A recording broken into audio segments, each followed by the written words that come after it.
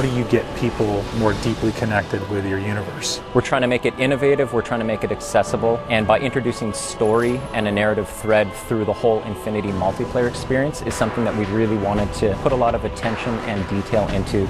If it's a universe that everybody wants to be really excited about, it's got to grow and evolve beyond just an incredibly balanced suite of mechanics. It's got to speak to fantasy and what people want and what they expect.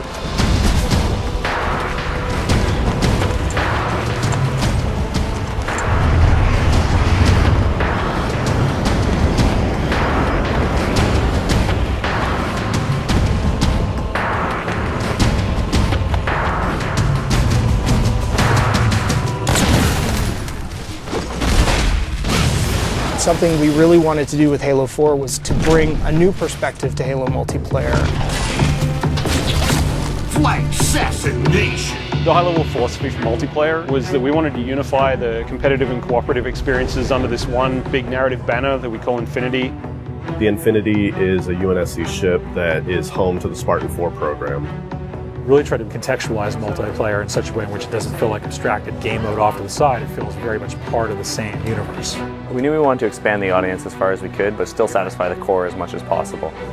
We had to break everything down to line-by-line evaluation of our current scripts and redefine that core loop to not make it like Halo 2 or like Halo 3 or something in the middle, but make it Halo 4. Halo starts with a philosophy that we've upheld, which is that your gameplay mechanics are consistent across every mode, so they don't change. We want to give players the power to choose which weapons they take in. People have their own personal favorites. It's a growth system in that you're unlocking customizations for your character, you're unlocking new weapons and abilities, but that's also helping to train you how to use those over time.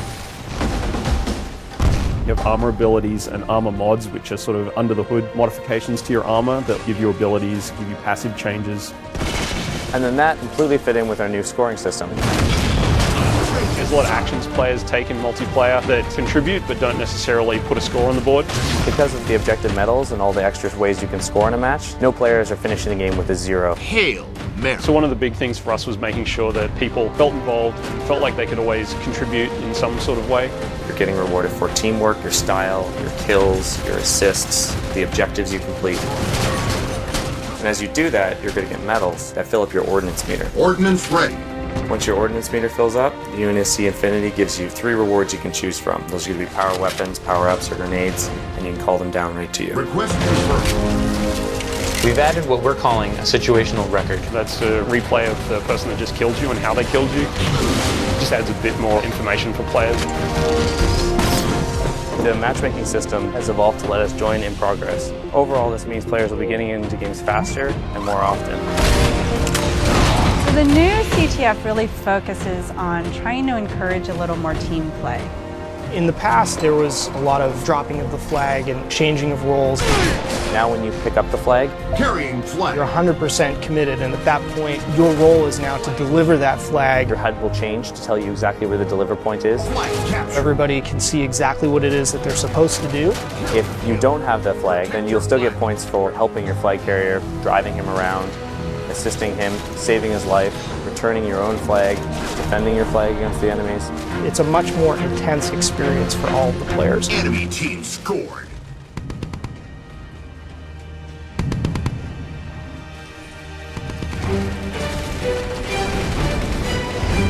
Probably the biggest focal change is that we're trying to build more vehicle-friendly maps, and then to go with that, we've got a new mode called Dominion. Dominion is everything we loved about big team battle mixed with objective-based gameplay.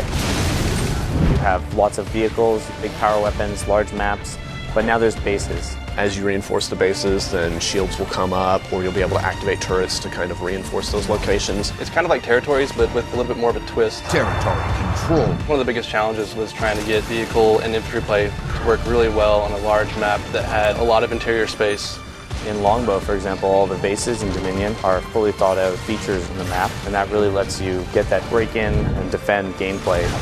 The idea was to try and make sure that the team started here or here. The paths that they could take in between involved great pinch points, places where the vehicles would automatically run into each other and jump over each other.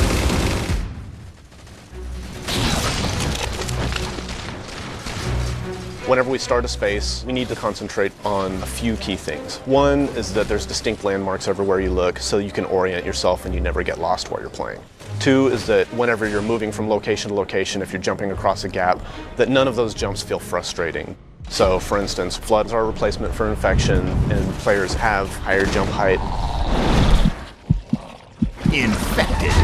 We needed to make sure that we could make a map that you're always going to hit your target, you're always going to be able to move around smoothly. Flood is a spiritual successor to Infection. We knew how popular this mode was, we knew it had a lot to live up to, so we didn't want it to just be a Slayer variant anymore. The ground up, it's a new script, it's its own mode now. And now when you're Flood, you get this new character model, you get a big claw, which you can completely slice the survivors in half with.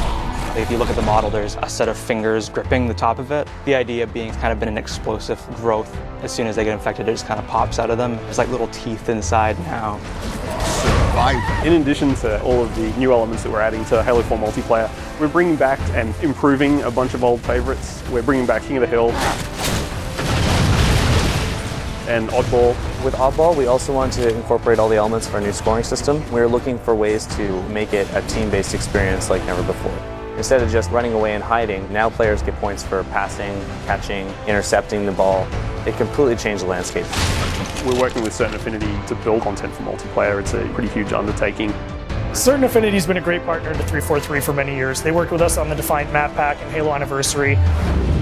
For Halo 4, they helped us with a bunch of multiplayer and Forge maps. And one of those maps will have a Griffball court in it. Gain the lead.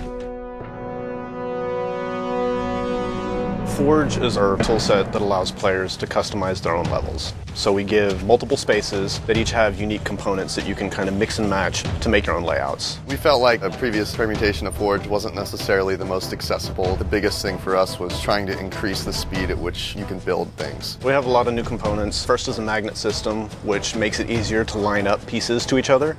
You see these little guys over here. These are hand-placed magnet points. Based on these points, you toggle it in the game and you can actually snap pieces together. Another thing that we have is the duplicate object tool. So if someone has a crazy idea, you can just place something. Oh, I have a mongoose. I can make 6 more of those.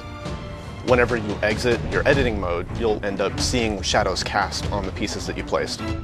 I can place a block sort of anywhere I want, and they'll just sit there. There'll be no shadow on the ground. It'll look kind of like it's floating, even though it's actually quite close to the ground. But then if I turn the lighting on, boom, you instantly get a shadow there.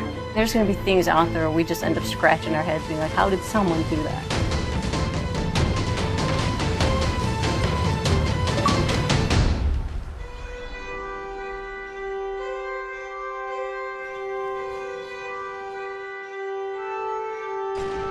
In the tradition of remaking maps, we've chosen to do Valhalla, and this time we're calling it Ragnarok.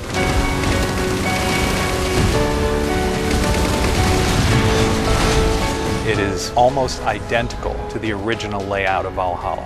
We fine-tuned things for jetpack and things like that. But the biggest change to this map is the addition of the Mantis.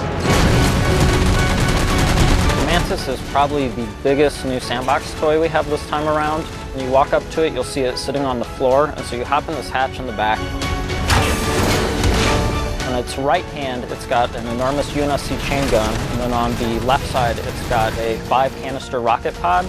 You can use both weapons at the same time, and the rocket pod itself, you can charge up and actually fire all 5 rockets at once.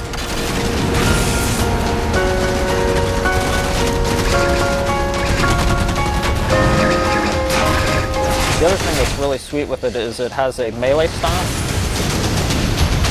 This is probably the most powerful vehicle in a Halo game since like the Scorpion or Banshee. We knew from the start that if we're going to put this in campaign, we have to bring a multiplayer.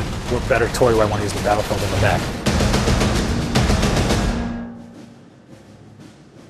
When you look at Halo's audience, you've got a group of players that really gravitates towards campaign, and then another group of players that really gravitates towards multiplayer. The idea of knitting together the narrative and this gameplay experience was the genesis of where Spartan Ops came from. The narrative thread through Spartan Ops is absolutely huge. 6 months after the events of campaign are over, the crew of the Infinity is going down to investigate Requiem. Some of the old hands here know what you're in for. The rest of you, you're due an education. Each week you have a new episode of the series that's continuing to tell this evolving story. And then you have these 5 missions that tie directly to that episode. And actually, in some cases, you have a direct impact on what's happening in the next week's episode. Don't relax yet. You've got more hostiles headed your way. There are both creative challenges and production challenges. One is it's just a huge amount of content. We have, 50 missions that we're developing over the 10 weeks of the Spartan Ops season. We only have this much space, we only have this much RAM, we only have this much bandwidth. So we had to do a lot of technical trickery so that everything that we wanted to accomplish was able to happen. We want you to feel invested as part of the story. We wanted players to feel like they're accomplishing something. You rise up through the ranks, and once you get up to 50, we have what are called specializations. Specializations are kind of the end game for your Spartan career. Each specialization has an armor set, a bunch of emblems, an armor skin, and probably the biggest thing is that you can also unlock an extra armor mod. You can actually have a little gameplay item. Are you a vehicle guy? Are you a sniper? Are you someone who wants to level up faster? We actually have a mod that lets you earn XP a bit faster. It's more about specializing how you play at that point rather than the core gameplay mechanics being modified. So all the choices that you're making carries into the Spartan Ops experience. I'm going to tune in every week. We'll experience the story together for the first time as friends, and then we'll go play together as friends. And so this sort of new version of the water cooler. Spartan Ops will be one of those pinnacle moments for us in the franchise of creating new expectation for gamers and really delighting people with just great new functionality.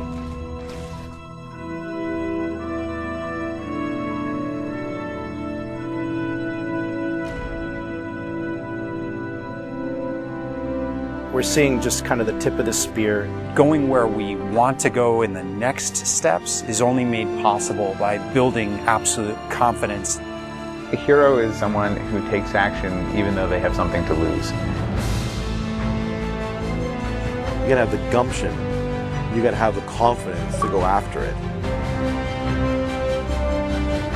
No matter how deeply we explore the universe or how much detail that you find out about aspects of the universe, it's still bigger and more mysterious than any amount of information could ever give us. And I think that's how the real universe is.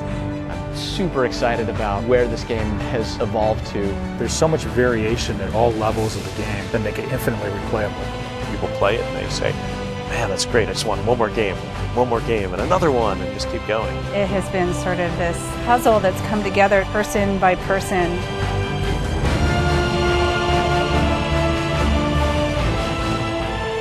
To me, that's the fun thing, is seeing people play it, enjoy it, have fun, and it just started with that single spark, that single sentence from one designer to another.